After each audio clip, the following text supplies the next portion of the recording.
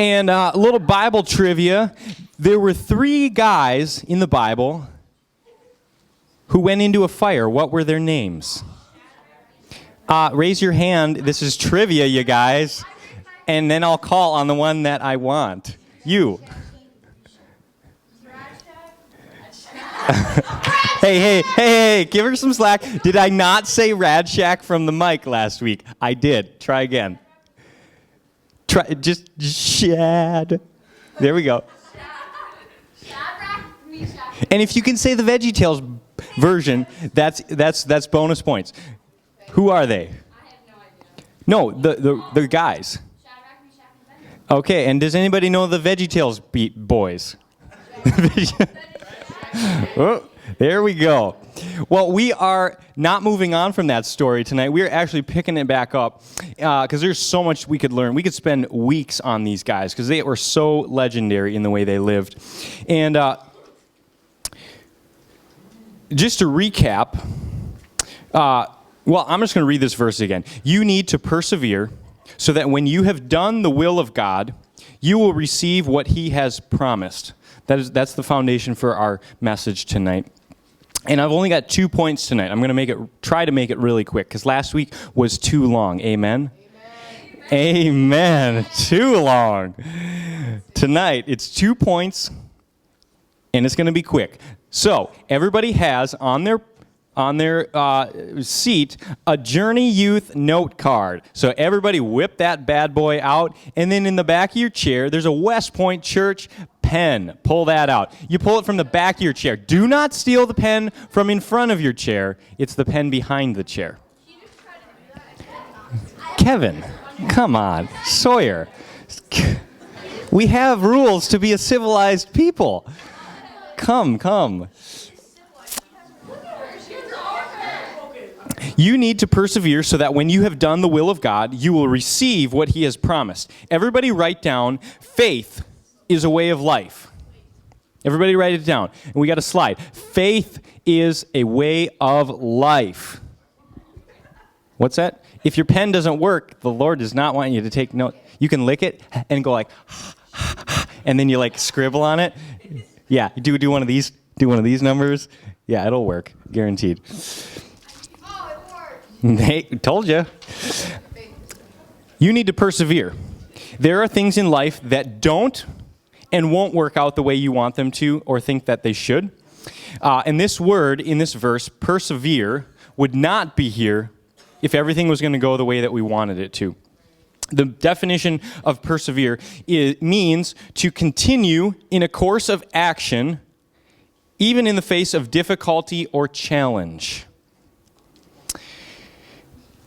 And I need a Bible. I forgot my Bible. Someone please grace me with a Bible.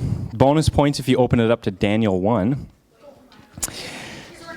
Sword drill. Whoever can get it open to Daniel 1. There's a Bible in the back of your chairs.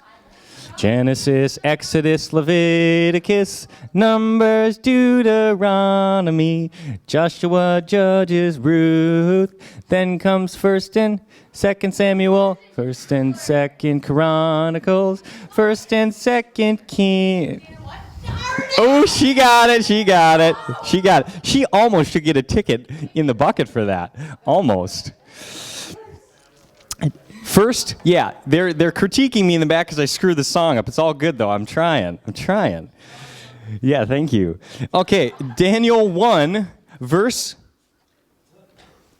Okay, negative points because when you came up here, you touched my iPad and lost my spot in my notes. Take that ticket out. It's all good. I love you. Daniel 1, verses 3 and 4. And for context,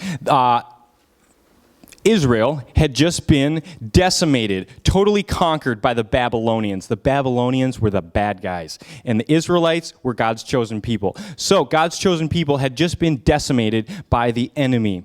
And here's what happens. Here's what the king says. Verse 3. Then the king commanded his chief guy to bring some of the people of Israel, both of the royal family and of the nobility, youths without blemish, of good appearance and skillful in all wisdom, endowed with knowledge, understanding learning, and competent to stand in the king's palace, and to teach them the literature and language of the Chaldeans. And you're going, what? I don't understand that at all. But here's what happened. The Israelites were decimated by the Babylonians. The king said, I want you to take the highest of the high people. I want you to go up to the congressmen and the senators and the governors and the mayors and the president, and I want you to take their sons, and I want you to bring them back because I'm going to force them to serve me. So all the Orono boys, the Wayzata kids, whatever your rival's rich kid school is, that's where these boys were coming from. So here's the deal. Our boys, Shadrach, Meshach, and Abednego, they go from having a really awesome life because how many of you know that life in Orono is awesome? Okay, yeah, you're an Orono boy, but you're like a Delano boy. Yeah. He doesn't count as an Orono boy, and neither does his brother. They're cool. I'm sorry if you're from Orono. Yeah, let's just we love everybody. If you're from Orono, we love you. You're from Orono too. You don't count either, Kaylee. Yeah, you don't count as an Orono girl either. You're one of us. This is just an illustration, guys. Anyways, these boys were having an awesome life. Their parents were people of influence. They were going to the top schools. They lived in the best cities. They lived in a gated community, and they rode on Mercedes camels. They had it going on. Yeah. And then all of a sudden, their country gets decimated, totally conquered by the enemy. And they go from being having an awesome life to literally being slaves to the enemy king. How many of you think that would be really sucky? Yeah, that'd be like going from living in Delano to becoming a slave to somebody in Orono. That'd be just not fun.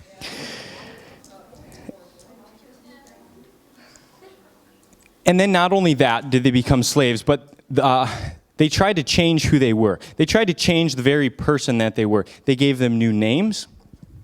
They put them into schools so that they would learn the language. And they tried to strip them of everything they were and turn them into what they wanted them to be. And here's the deal. You may have your own challenges and difficulties in life. You might have had health problems or have health problems. You might not have the friends that you wish you had. You may not feel loved by people around you. Maybe you've changed schools. Maybe you sit on the bench instead of getting playtime, getting game time. Maybe you didn't make the varsity team. Somebody's spreading rumors about you at school. You don't have the money to buy the things that you want because you don't have your license and you can't get a job. Maybe you feel like your parents are unfair and don't understand. Maybe you have a loved one who's been sick or has maybe passed away because of a severe illness. Maybe you don't come from a stable family. Whatever it is, no matter how minor or major that thing is in your life, it's a bit of hardship in your life, and it's a bit of not the way that you would choose for your life to be. It's not the way that God would necessarily choose for your life to be. And I've had my own share of unfair things in my life, from being unfairly fired from a job. My basement's flooded. I've crashed my car into the ditch more than once. I've been sick at one time in the Philippines and thought I was going to die. I've been cheated in business deals. Just this year, I've had multiple things stolen from my house by people that I don't know and have never seen, didn't see it happen. I've been wronged in my own way. And that sucks. But here's the thing. We must persevere because life is not fair and stuff is always going to happen in life. Jesus even said this. He said, in this world, you will have trouble. That's not an awesome thing to hear. In this world, you will have trouble. Jesus said that. And that's exactly what happened to Shadrach, Meshach, and Abednego. They experienced trouble. Their life that was really good turned into a life that was not so great. And Jesus also said, "Take heart, for I have overcome the world." And Shadrach and Meshach and Abednego, they knew that they had to persevere in the will of God, even though their life was not looking the way they wanted it to. And when we're faced with challenges and injustices in our life and wrongdoings and things that we wish they were not the way they were, we have a choice to persevere. And I just had this happen in my life this week. I sold a car for a friend on Saturday, and everything went really good. The people were really nice. They bought the car. They paid me the money for it, and they left, and it was awesome. And then Monday came, and they called me and they said, "Hey, we canceled the check on the car because we don't think it's worth what we paid for it, and we want to return the car, or we want you to sell it to us for less, and we think that you were trying to rip us off, and we're not so sure about you." And it turned into this big ordeal, and I've spent hours on the phone this week with my friend and with the person who bought the car, trying to figure out what to do about this. And my first response has been, in my mind, this is what I want to do. I want to call this guy up and say, just tear him out, Dude, you bought the car. You are stupid for buying a car that you thought was all crappy. Like, you need to get you need to get a mechanic to come out here and look at it with you. I want to call the cops and sue this guy because I could totally nail this guy in court. No big deal. And I want to get all angry at this person and just go off on him. But how many of you know that is not the will of God for my life? That type of response is not the will of God for my life. And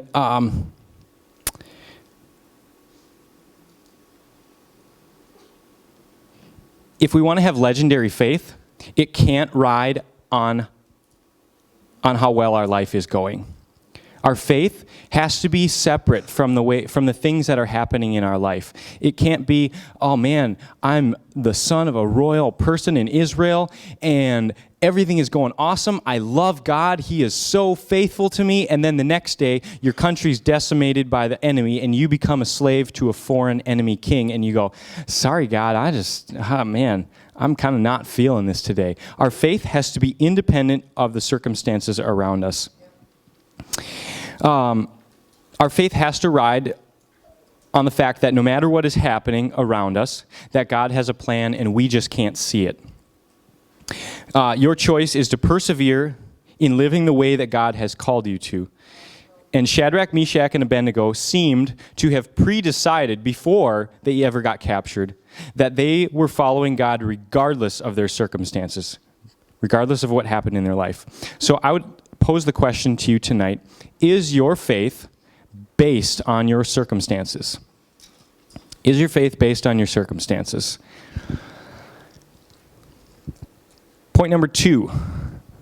Point number 1 was faith is a way of life. Everybody say faith. Faith. Point number 2 is that,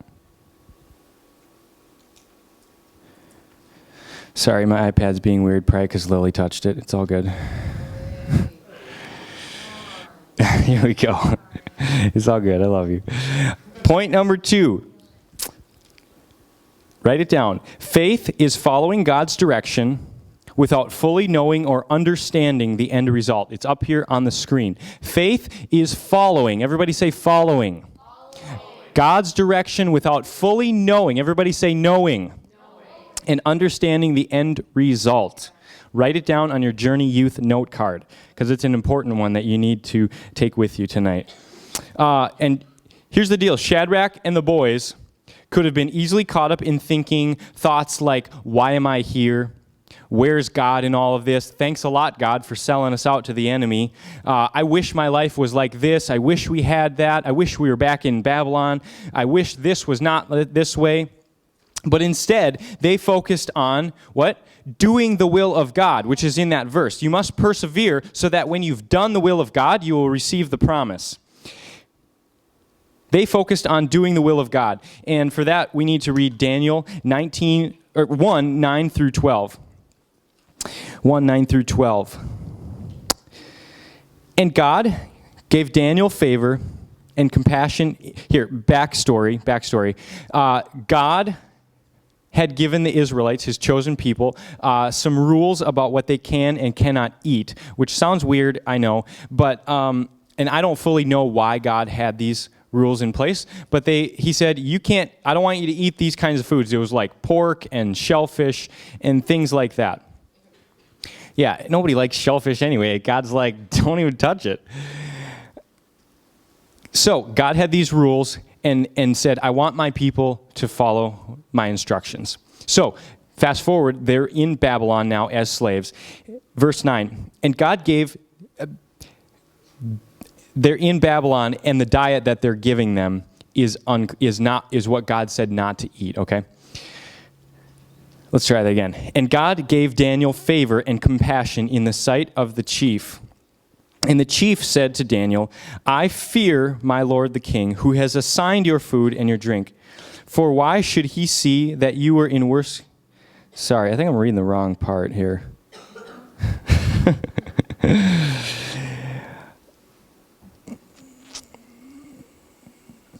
Okay, here we go. Verse 12, sorry. My bad. They're trying to feed him this lunch that they don't want. Sorry, this is a big point. We're gonna get there, guys. It's real big. You're gonna be happy we made it.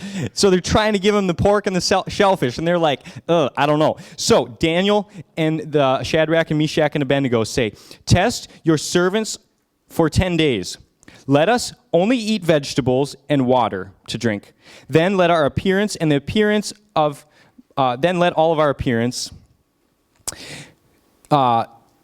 Then let our appearance and the appearance of the youths who eat the king's food be observed by you, and deal with your servants according to what you see. So the chief listened to them in this matter and tested them for 10 days. And at the end of the 10 days, it was seen that Daniel and Shadrach, Meshach, and Abednego were in better appearance and fatter in flesh than all the youths who ate the king's food. Sorry, I read this in a little bit different translation this afternoon, so that's why I'm like, whoa. But here's what happened. Shadrach, Meshach, and Abednego had just been, their lives turned upside down, brought to a place where the option was eat a lunch that God was frowning upon, and he said, don't eat it. And they were like, they could have the option to say, you know what, guys, it's just lunch. We got to eat something to get through this, right? Who cares? It's not a big deal. I'm sure God's like, well, yeah, sorry, boys. But here's what they chose to do. This is what this verse was saying, is that they said to the chief, our God says that we shouldn't eat this food. So will you give us a chance? And just for 10 days, because if these guys looked skinny and out of shape, the chief would be out of a job. Because anyways, they said, just give us these vegetables and see how we look at the end of 10 days. Because for them, it was such a big deal to be faithful to what God had told them to do.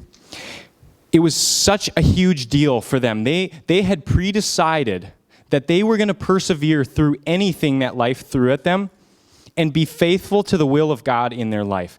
And for them at this time, the will of God, part of the will of God for their life was that they wouldn't eat these foods. Don't ask me why, but that's up to God. Whatever God says goes. And so they said, we're not going to do it. These are the same guys who years later in the life stood up to the king and said, sorry, king, we're not going to bow down to you. We're not going to do it because we serve God, the Lord Most High, the maker of heaven and earth, and we're not going to bow to you because you are not worthy of worship. And we look at that and we go, wow, what a bunch of legendary guys. That's freaking awesome. I want to have that kind of courage and that kind of boldness and that kind of faith in my life. But look where it started. It started with their lunch. They chose to be faithful with their lunch. And in turn, because they were faithful to God, they looked better and were healthier than everyone else that had been captured. God gave them knowledge and wisdom that was greater than anyone else who was being sought out to serve in the king's castle. And through them, this miracle was witnessed in Babylon, where 3 guys got thrown into a blazing furnace, and the guys who threw them in, they died because it was so hot. But these 3 guys, the ropes that they had on burned off, and they were walking around in the fire with who? A son of the gods, who we would now know as Jesus. And all of these kings, all of these rulers, all of these high up people who were there to bow down to the king witnessed a miracle. And I believe that it started because these 3 guys were faithful with their lunch.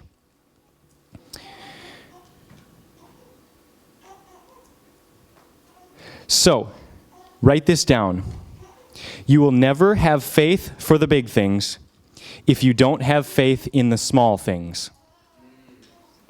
You will never have faith for the big things if you don't have faith in the small things.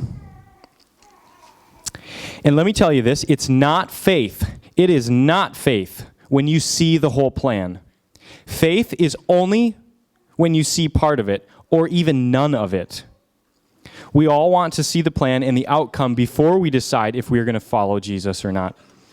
And when you see the plan, you are not following God, you're actually following yourself. And you're not having faith in God, you're actually having faith in yourself and your own understanding and your own judgment and your own abilities.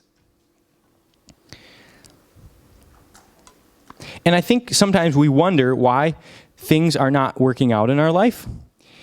Why is God not doing this for me? Why is this door not opening for me? Why have I not gotten that Xbox that I've been praying for? You know, just to bring it down to the smallest things in our life.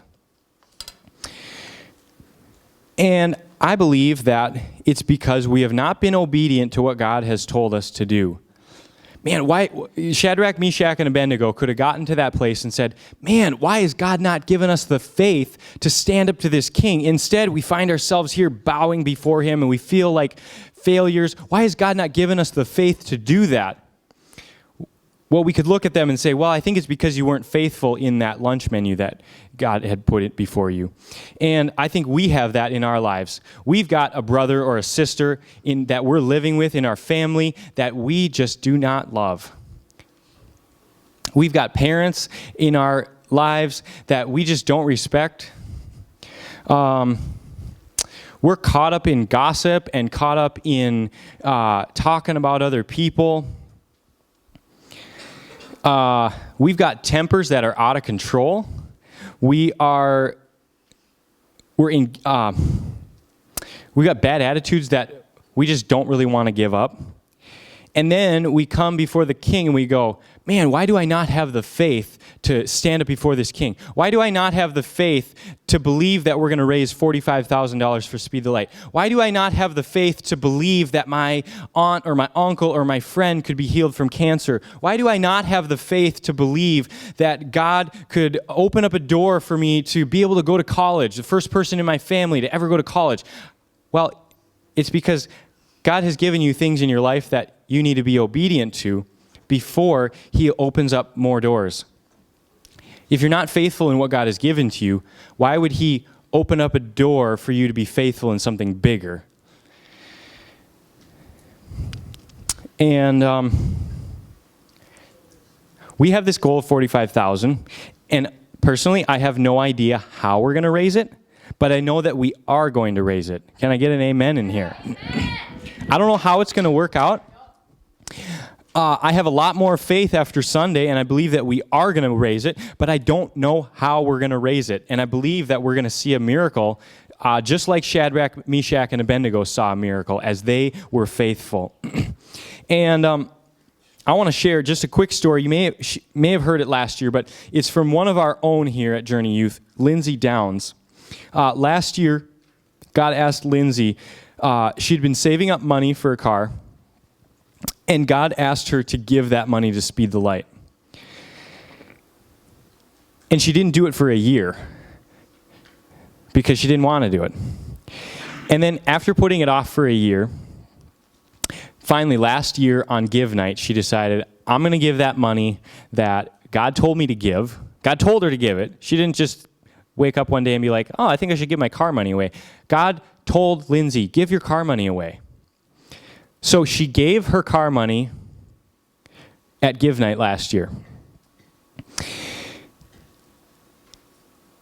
And on the day that we had Give Night, or the day before we had Give Night, she found a car. She'd been looking for a car for this whole year, that when God told her to give the car money, she still looked for a car for a year. She never found anything that was a good deal for her or what would work for her. The day before Give Night, after she had decided, I'm gonna do it this time, guys, she found a car. This lady was selling this car and had been praying for the person who would buy this car from her and praying about the amount that she should sell it for, which just so happened to be the exact amount that Lindsay had left in her bank account after giving her car money. Is that not a miracle? Is that not God at work there? And so I would say, why did Lindsay not find a car for a year? It could be that God was saying, I want you to be faithful in this, and I'm going to show you that I'm faithful even more. And so what is it in your life that God wants to be faithful to? But he's just waiting on you to say, I'm not going to eat that lunch. I'm going to stop being such a meanie butt to my brother or sister. I'm going to choose, even though I don't feel as though my parents deserve my respect, and maybe they are not good parents. I don't know your parents. But I'm going to choose, because God said in his word, honor your parents, and that's the will of God for my life. I'm going to choose by faith to do these things. I'm going to choose by faith to do this. With the guy who bought my car, I wanted to go off on the handle with him, but that was not the will of God for my life, and I don't see why not, because this guy was a jerk. But by faith, I am choosing to walk in the way that God has laid out for me. I'm choosing to walk in the will of God for my life, so that I will receive the promise. I will receive what he has promised. We must persevere so that after we have done the will of God, we will receive what he has promised. And I want to receive what God has promised for me. And that part of that is heaven in eternity in heaven with Jesus. And part of that is so many things that we can't even imagine on this earth. So I just want to ask you this one last thing. What do you need to be obedient to tonight? By faith, you may not know why you should be obedient to it or what the outcome would be, but what do you need to be obedient to by faith to what God is telling you tonight? So I'm just going to close in a word of prayer, and I want everybody in the room to just ask God, where do you want me to be obedient? Where do I need to walk in your will in a new way? And I believe that God's going to reveal that to you. And it might be something super small. In fact, it probably will be, because I think that's where God starts. It's going to start with loving your friend, or stopping gossiping, or being more honoring to your parents, or not stealing, or not lying, or whatever it may be. God's going to reveal it to you. So I'm just going to pray. It's going to be good.